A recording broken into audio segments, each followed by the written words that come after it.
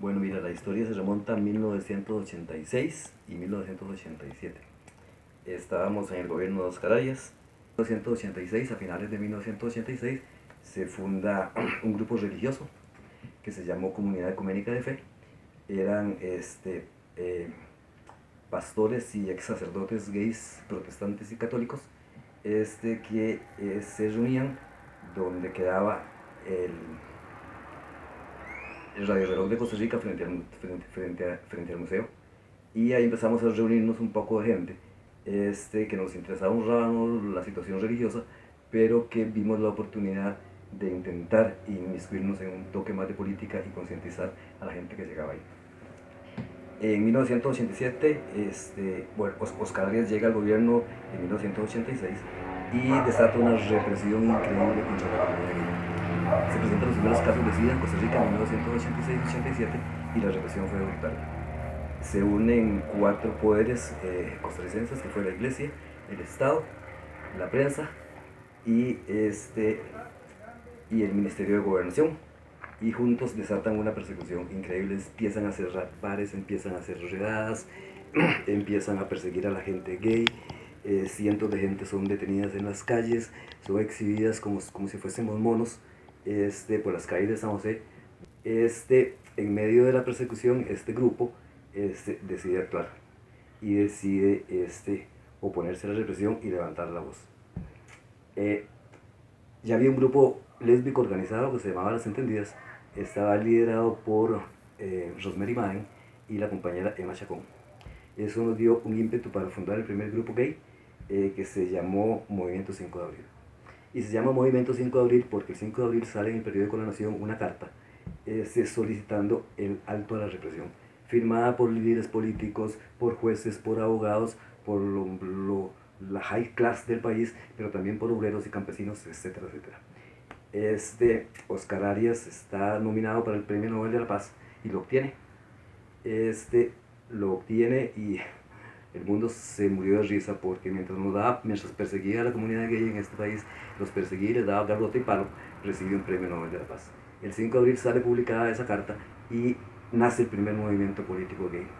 Lo que Oscar Arias y su ministro de Gobernación y la prensa y el poder religioso no supo visualizar era que la persecución iba a desatar la primera organización política gay. Nacemos el 5 de abril y nos convertimos en el movimiento 5 de abril. Empezamos a pelear políticamente contra el gobierno. Días después fundamos lo que se llamó Asociación Nacional de Lucha contra el SIDA, que fue la primera asociación para prevenir con la asociación. Fundamos nuestro primer periódico, etcétera, etcétera. Y empezamos a luchar desde 1987 para acá. La lucha continuó, logramos grandes éxitos, paramos un toquecito, no tanto como hubiésemos querido, pero logramos bajar el índice de gays contagiados con el VIH. Y ahí surgimos 2 años después, como 3 años después, en 1990, recibimos fondos internacionales del gobierno de Holanda y la Asociación de Lucha contra el SIDA se convierte en ILPES, en el Instituto Latinoamericano de Prevención en Salud. En 1990, Abelardo Araya es el encargado del sector gay del Instituto Latinoamericano y se funda la Casa Rosada y funda un poco de cosas más. Es contratado por la comunidad gay ecuatoriana para que maneje el movimiento gay en Ecuador. Abelardo se va para Ecuador y regresa en el 2006. En el 2006, al regreso de Abelardo, el pleito ya había terminado, ya estábamos como más estables, ya habíamos hecho un poco de cosas, ya habíamos logrado lo que queríamos. Más o menos lo que queríamos, no todo lo que queríamos, pero por lo menos ya no había tanta represión en los bares, paramos las represiones, logramos que las redadas fueran inconstitucionales, etcétera, etcétera. Cuando Abelardo regresa en el 2006, Abelardo Arias es este personaje que está acá. Regresa de Ecuador y funda el Movimiento de Diversidad, que se convierte en el movimiento más fuerte a nivel centroamericano y casi latinoamericano en la lucha contra la opresión y contra la desigualdad. Abelardo funda Diversidad y empezamos a hacer congresos nacionales, congresos internacionales. La lucha contra el SIDA continúa, la prevención continúa, seguimos haciendo talleres holísticos, etcétera, etcétera, etcétera. En el 2007 Abelardo Daya presenta el primer recurso de amparo contra la Asamblea Legislativa y presenta el primer proyecto de ley de matrimonio igualitario, no con ese nombre, sino era unión civil. Desde ese momento para acá empezamos la lucha por el matrimonio igualitario.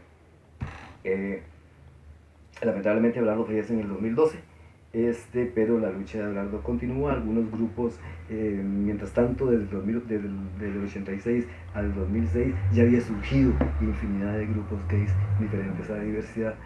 Habían surgido grupos lésbicos por toneladas, habían surgido una cantidad de grupos gays, y todos separados, con sus proyectos políticos diferentes, pero unidos en el anhelo de ser reconocidos como ciudadanos, porque hasta el día de hoy somos ciudadanos de segunda clase, no tenemos muchos derechos que están dictados en la Constitución. 36 grupos gays lésbicos a nivel nacional que luchan por el matrimonio igualitario. Hemos logrado infinidad de cosas.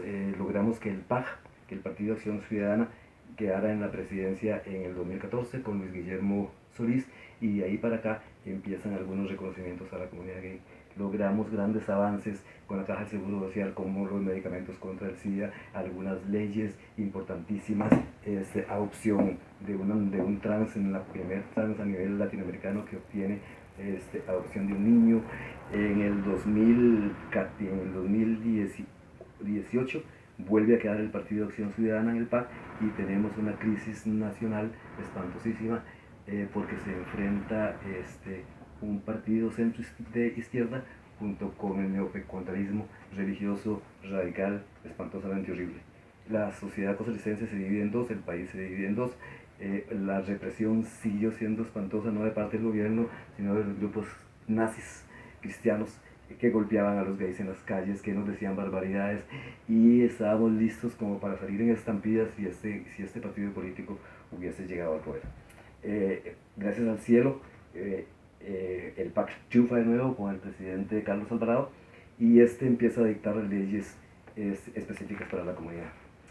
La vicepresidenta de la República, con el gobierno de Luis Guillermo Solís, presenta ante la Corte Internacional de Derechos Humanos una acusación de Costa Rica por violación de muchas cosas, y entre ellas el matrimonio igualitario. La Corte, como usted sabe y como todo el mundo sabe, accede y dice que es obligatorio de Costa Rica, que Costa Rica sea el matrimonio igualitario, y en eso estamos.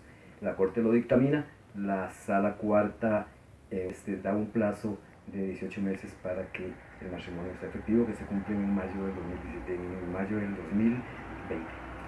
Así que en mayo del 2020 tendremos matrimonio igualitario en Costa Rica. La lucha no ha sido fácil, miles de detenidos, cientos de heridos, la discriminación ha sido espantosísima, gente golpeada en la calle, travestis asesinados, etcétera, etcétera. Pero aquí estamos, a pie del cañón, en la lucha todavía.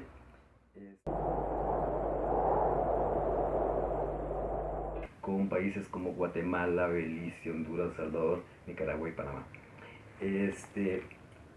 Estábamos un toque confundidos por ahí del 2007-2008, porque parecía que Nicaragua iba a la vanguardia en algunas luchas políticas de la comunidad. Por ejemplo, Nicaragua fue el primer país centroamericano en tener un defensor de los habitantes de la comunidad, que Costa Rica no tenía ni tiene todavía. Y los grandes cursos, la mayoría de cursos se hacían en Managua, en el Hotel Las Mercedes, frente al aeropuerto de Las Mercedes, llegaba grandísima cantidad de gente de muchísimos departamentos, muchísimos grupos representados, y Nicaragua como que tenía la perspectiva de convertirse en el primer país en lograr algunos derechos de la comunidad. No se dio, lamentablemente no se dio por la situación política nicaragüense, y no vemos perspectiva ninguna de que surja algo igual o mejor o parecido a lo que está pasando en Costa Rica. En Guatemala no vemos esperanzas de que surja. Belice es parte de la comunidad inglesa, de la de la reina Isabel y del conglomerado de países que forman el Reino Unido. Y quizás Belice tenga un toquecillo de esperanza, sin embargo no hay nada en la Constitución, no hay nada en la ley, no hay nada, la comunidad gay en Belice como tal no existe, hay un pequeño grupo muy pequeño, con poca cantidad de gente que está intentando hacerlo, pero no vemos avances importantes. En Honduras es imposible por la violencia, en El Salvador igual, Nicaragua por la posición política, sin embargo pensamos que Nicaragua debe de tomar la antorcha, levantarla y volver. Pensábamos hasta el año pasado que quizás Panamá lograra el matrimonio igualitario y se igualara con Costa Rica, se había abolido el ejército, habían tenido algunos avances, sin embargo hay un grupo que se llama Hombres y Mujeres Jóvenes de Panamá, que es el grupo político de la comunidad más grande panameño, sin embargo no es tan grande como nosotros quisiésemos, y se vio en la marcha, en esta última marcha de Orgullo Gay en el 2019, cuando la marcha en Costa Rica logró más de medio millón de personas y la de Panamá no llegaron ni 500. En Nicaragua no se dio por la represión, en Guatemala no se dio, en Honduras menos, Salvador menos y tampoco en Belice. República Dominicana se dio un toquecito por ahí, pero también con mucha violencia, con mucha oposición de parte de la población. Pensamos que no hay perspectivas rápidas para que la comunidad centroamericana tenga avances.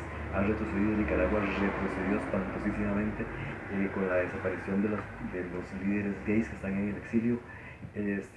Nicaragua mantiene en estos momentos como 2 o 3 grupos gays, pero todavía no estamos seguros si están a favor o están en contra del régimen, no hay un pronunciamiento claro. Algún grupo, que me reservo el nombre, un grupo nicaragüense, que fue hasta hace poco uno de los mayores grupos gays políticos, nos envía gente para refugiar acá en Costa Rica, pero no se ha pronunciado en contra del régimen ni a favor tampoco, pero no existen en esos momentos alternativas. La lucha se cayó en Nicaragua. Una propulsora del movimiento gay nicaragüense, que fue Soy la América, que manejaba a los grupos gays lésbicos en Nicaragua con grandes congresos y con grandes cosas, está en el exilio acá en Costa Rica y entonces se cayó. En el resto de Centroamérica es imposible por la situación política y militar que hay en esos países, y no creemos la esperanza de la Panamá, que se nos fue con el no al matrimonio igualitario, y esperamos que Nicaragua lo logre no tan pronto, en un mediano plazo. Los líderes gays que están en el exilio acá en Costa Rica están recibiendo formación de parte de diversidad y de parte de algunas organizaciones gays, pero también de grupos internacionales, para darles poderío político, para darles liderazgo juvenil, para darles liderazgo gay, para, si el régimen cae, que regresen a Nicaragua a ver si es posible fortalecer algo.